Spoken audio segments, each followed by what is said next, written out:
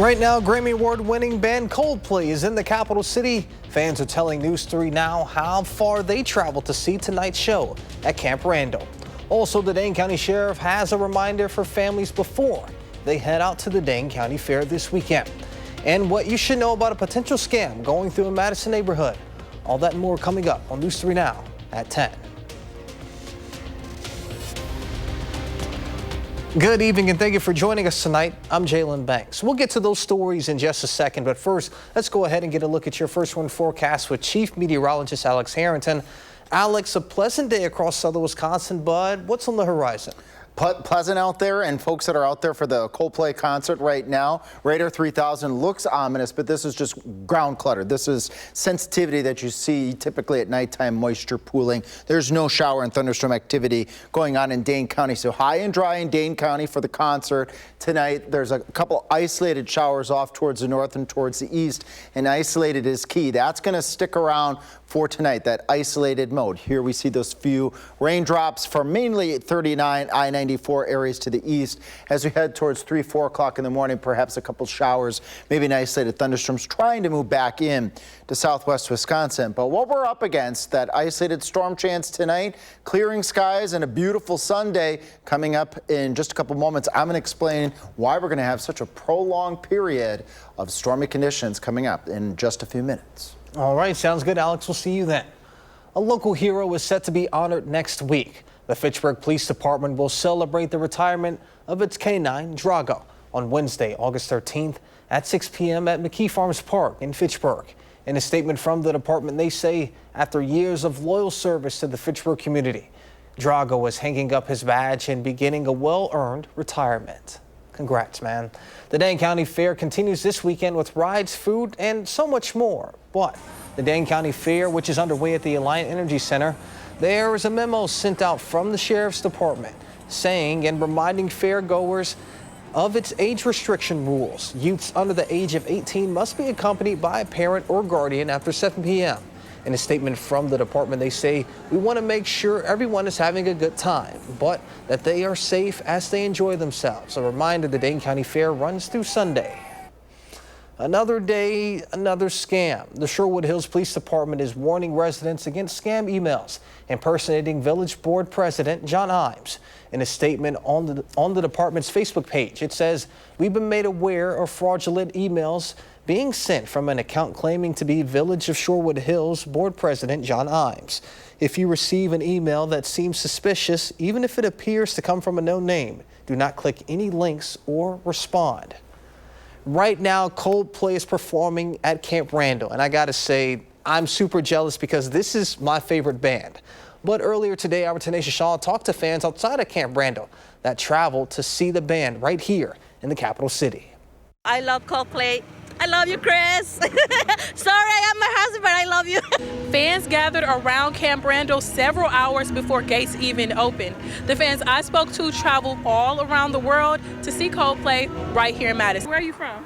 On Alaska. I'm from Italy. I'm from Minnesota. Lino Lakes, Minnesota, so a suburb of St. Paul. The 7 Grammy Award-winning band Coldplay is performing in front of thousands for their Music of Spears tour. Their stop in Madison is significant because this is one of the first times a concert has been held at Camp Randall since U2 held a concert here in 1997. Just a few weeks ago, Morgan Wallen became the first artist to break the 28-year-old record. I wasn't aware that it's been that long since they've had concerts here. The concert is also expected to have a significant economic push for Madison. When Morgan Wallen had a 2-day concert, each day brought in roughly $4 to $4.5 million, according to the president of Downtown Madison Incorporated. What's been great about these 2 concerts is neither have had many dates in the Midwest. So this is a unique opportunity for Midwesterners to come into the city. And a lot of Midwesterners took advantage of this opportunity to explore Madison for the very first time. It's not crazy like Chicago to drive.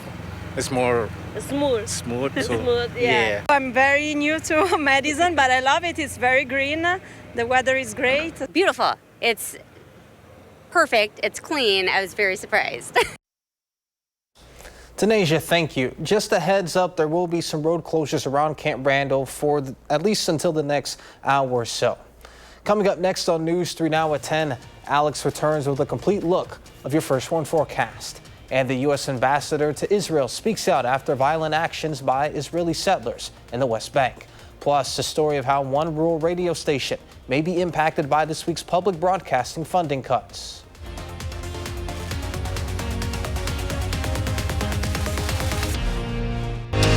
You're watching News 3 Now at 10. Thank you for staying with us. The U.S. ambassador to Israel is speaking out against extremist violence in the occupied West Bank following a wave of attacks, including the torching of a church.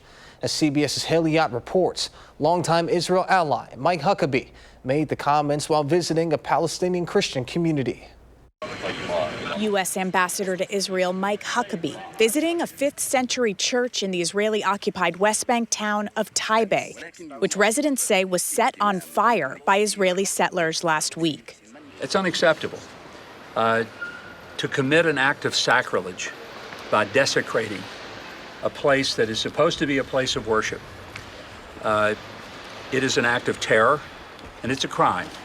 Israel has so far not responded to our requests for information about the incident.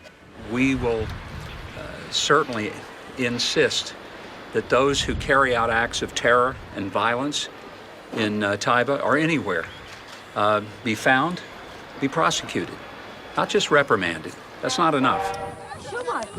Violence has escalated in the occupied West Bank since the October 7th Hamas terror attack on Israel. This week, Huckabee said he'd asked Israel to, quote, aggressively investigate the murder of Palestinian-American Saif Muslat, whose family said he was beaten to death by Israeli settlers. Huckabee called his killing a criminal and terrorist act. Israel said it was investigating. This, as in another Palestinian territory, Gaza, the war grinds on. Hunger only getting worse. Aid agencies sounding the alarm over a critical risk of famine. Hospital sources say dozens of Palestinians were killed and wounded overnight in both Israeli strikes and while seeking aid. Hundreds took to the streets Friday protesting the lack of food. We go to sleep and wake up hungry. We want to eat, Mahmoud Al-Qassas says. Find a solution. Huckabee was asked during his visit to the church in Taibe about whether a ceasefire in Gaza was close. He said he hoped so. Haley Ott, CBS News, London. Skydance CEO David Ellison was in Washington, D.C. to meet with the FCC chairman and other FCC officials earlier this week. That's according to a Skydance filing with the government. Skydance has been trying to complete a merger with Paramount, which is the parent company of CBS. The deal requires approval from the Trump administration. The filing said Ellison, quote, discussed Skydance's commitment to unbiased journalism and its embrace of diverse viewpoints. The filing made no mention of the surprise cancellation of The Late Show with Stephen Colbert. CBS says the cancellation was a financial decision and not related to the show's performance or content. Meanwhile, the Writers Guild of America, which represents writers on the show, has called for New York Attorney General Letitia James to investigate. In a statement, the Guild says it's concerned the cancellation was a bribe to curry favor with the Trump administration. This week, Congress approved slashing more than $1 billion in funding for public broadcasting. The cuts are expected to hit small NPR and PBS stations, especially those in rural areas. CBS's Karen Hua looks at how these reductions could trigger a local news blackout. Before the sun comes up. Alarm went off at 4 in the morning. Got here at 5:30. Jeff Farrell turns on the lights at the only NPR news radio station in Shreveport, Louisiana. Partly cloudy and 73. Farrell is the only full-time news employee at Red River Radio. He's the news director, on-air host. The time is now 8:04. Field producer. How much of a difference? Writer. You're listening to The Market. And sound editor. 15-hour days covering news in 3 states. Do I rest for a second? Yeah. I'll take a quick 15-minute pause and then recharge. So you sleep in your office? Sometimes. Everything in this control room, Farrell does solo. Stations like this are one of the few news sources left that serve Arklatex, that intersection between Arkansas, Louisiana, and Texas. There are a couple of parishes in Louisiana that have nothing, not even any kind of newspapers. Catherine Marr is president and CEO of NPR. I think that this could fundamentally alter public radio as a national service in this country, and that would be a tremendous tragedy. About 19% of Louisiana lives in poverty, and 15% don't have internet access, according to the U.S. Census. You can't afford satellite TV. You can't buy cable, and they're alone. And so it is a lifeline. And what's great about this is that they feel connected. They stay connected to the world. So what's at stake here? What happens if your funding is cut? We lose $160,000 out of $1 million for the budget. It's less service to the people that need it most. Public media, public radio, public television are a critical part of the emergency response plans of nearly half of the states in this nation. Defunding this is a real risk to the public safety of the country. These radio emergency alerts are vital during hurricane season, warning folks where and when storms will hit. Public radio saves lives. The emergency broadcast system, without it, people would die. The city of Shreveport is... Farrell knows the responsibility he bears, but also the honor he has. Good morning, I'm Jeff Farrell. Karen Hua, CBS News, Shreveport, Louisiana. Let's get a look at your first warn forecast with Chief Meteorologist Alex Harrington. Alex. Hey, Jalen, good evening. Southern Wisconsin. Let's start off with the three things you need to get out of this forecast, starting with tonight. Isolated storm chance, and I want to emphasize that word isolated. Sunday, those skies will eventually clear out, and get ready for a very busy period of time. Daily storm chances starting next week as early as Tuesday afternoon going into Tuesday night and beyond. Radar 3000 out here right now, not showing anything across southern Wisconsin where you see all this turquoise. That's just a bit of moisture pooling. We call this ground clutter near the ground.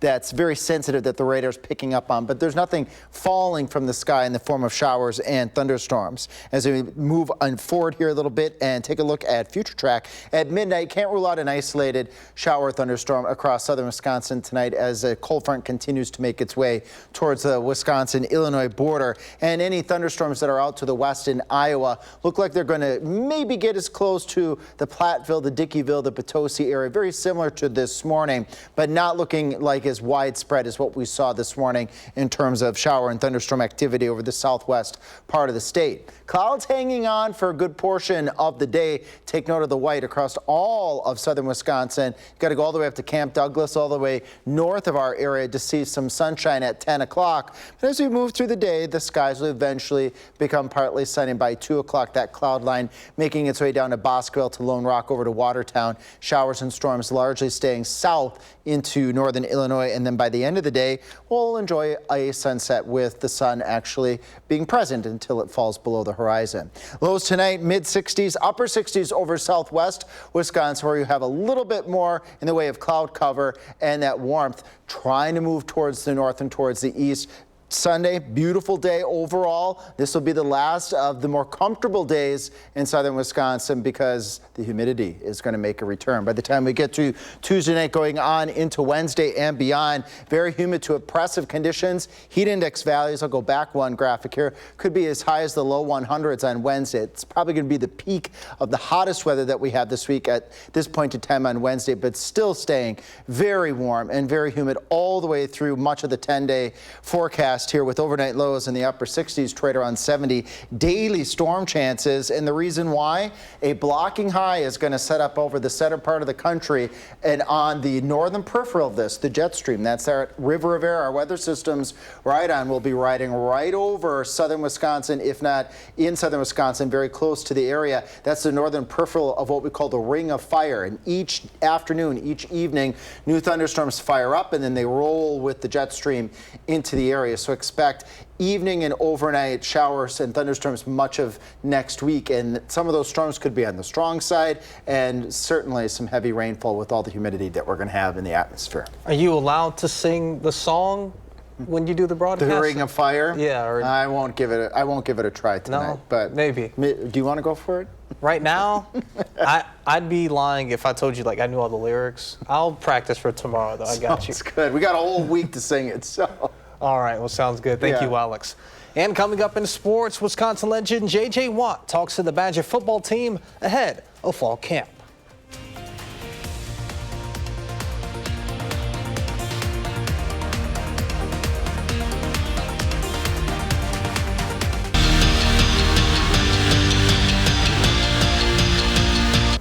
As Wisconsin football prepares for fall camp, Luke Fickell brought out the big guns. This past week, he had J.J. Watt on campus to talk to the team. From walking on at Wisconsin and giving up a scholarship at a school in the Mid-American Conference just to play for his home state to becoming one of the most feared defenders in NFL history, J.J. Watt knows just how to get people going. Sometimes you fight, sometimes you brawl, but it's always for the betterment of the team, and at the end of the day, we're all brothers together. You guys may have been at a different school 6 months ago. You may have been in high school 6 months ago. You may have been a starter, whatever you are. But you're all Wisconsin Badgers today. And when you take that field in the fall, you are all Wisconsin Badgers. And you're all representing that W. You're representing all of us that played before you.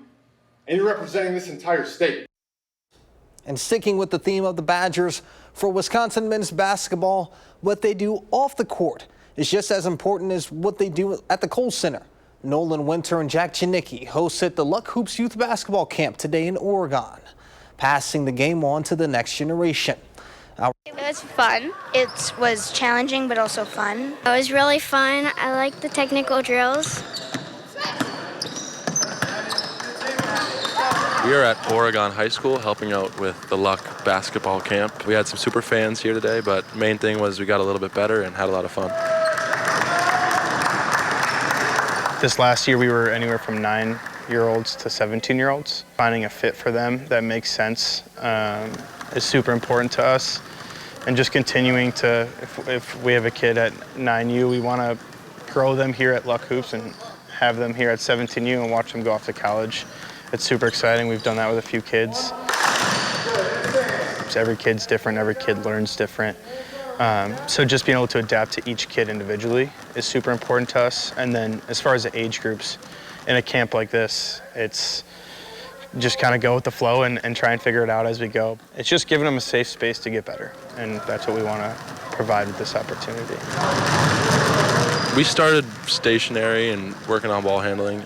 So just getting kids to hammer down on the fundamentals and then start competing. These kids had fun. They got better at the first 30 minutes, and then they sort of got to test out some of their new moves against each other. Teamwork is one of the biggest things, and when we compete, we really try to focus in on that and pound that into them. That's what basketball is all about, is having fun with your team.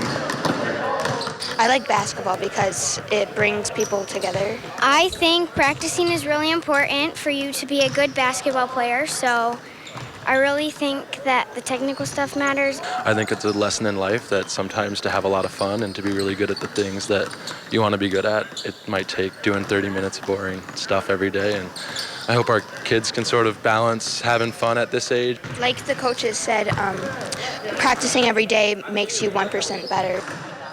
I mean, I remember in camps as a kid, I'd look up to like the players as coaches, and I'd just be like, wow, I can't imagine what it's like. They're old, they know what they're doing, they're really good. Like, I thought they were the best players of all time. So being able to be in their position and play in their position, like it is surreal, honestly. And I'm fortunate enough to be able to do that and give back to the youth. I'd always look up to and love talking to a coach that was super personable. You know, like obviously the sport, and you're here to learn a lot about basketball and get better at basketball, but a coach that, you know, really cares about you, talks to you, like just wants to get to know you. To me, that was the best coach to have, because along with that, he's going to try to make you better, and you know that he means it too. It comes from his heart. Coach, trainer, mentor, friend. I think that's really what separates the coaches that stick with you, is not only how they improve you as a player, but how they make you feel about yourself. Having a coach that looks at you beyond the court and looks at you holistically and how your mind works and how you can grow as a player and a person is so important. And we've been both so lucky to have coaches in the past and currently that still help us out in that way. As much as we do coach basketball, you are coaching the kid. When something happens, when an achievement happens, you want them to think, mom, dad, family, coach. And if you're in their corner and you're there for them and you can help them develop both as a basketball player and as a person, and then you're in a great spot. I think just understanding the kid as a whole. 3, 2, 1. I just think getting better 1% every day, just continuing to build your block. You're not gonna, as a 10-year-old, wake up the next morning, be 6'7", can shoot and dribble. It's a process to be able to develop those skills. Just trusting the process and the journey. It's like with Luck Hoops, it's been a journey. And it's been building blocks that I've learned along the way. My staff has learned along the way. Everything in life is just learning every single day and getting 1% better. Luck Hoops on 3. 1, 2, 3, Luck Hoops. 1, 2, 3, 4, 5, 6. Thank you. That was brought to us by our very own Gabe Likes to Go. We'll be right back. The village of Dalton, Illinois, just outside of Chicago, has bought the childhood home of Pope Leo XIV. The first American pope grew up in this modest 1949 home. The village bought the home for $375,000. Dalton Mayor Jason House recently talked about bigger plans for the property and the neighborhood. That includes ensuring the streets are properly patrolled and allowing tours of the home. Honestly, I'm a tad bit surprised it only cost $375,000. I mean, if that was the childhood home of a pope, you'd think it'd go for a lot more, but I'm happy that the city was able to get a hold of it and, you know, be able to show that off. We had talked about this a little bit earlier. I'm actually from Dalton, so pretty cool that for myself and my family that the Pope of all people is from Dalton, Illinois. So. Yeah, well, those unique connections. Yeah, I mean, was interesting. Maybe one day we can make that connection, but who knows? Well, as for our area, that's in, you know, the southern, not southern Illinois, but south side of Chicago, essentially. So we're in southern Wisconsin. It was relatively nice out today, but some things may be changing in the next few days. Yeah, big pattern change. If you want hot weather, if you want humid weather, if you want stormy weather, I know there's some folks out there that like that. We've got that in the forecast. Not tonight, just a couple isolated showers, maybe a rumble of thunder. Most places are going to stay dry now from here on out as we look at Future Track. This is the latest update. 1 or 2 isolated showers. That's shower and thunderstorm activity out in Iowa. Well, it's likely going to stay more towards the south along the Wisconsin-Illinois border as we go into Sunday with skies clearing out. Highs in the upper 70s, so enjoy that day, Jalen, and southern Wisconsin, because after that, it all changes. Highs in the mid to upper 80s to lower 90s. High humidity values for much of the next 10 days with daily shower and thunderstorm chances. And some of those storms could be severe. As each day gets closer, we'll have a better idea on the potential for alert day weather. So what you're saying is it's going to be a little sticky? Yeah. All right. Well, understatement. Seinfeld is up next. We'll see you back here tomorrow. We're always streaming.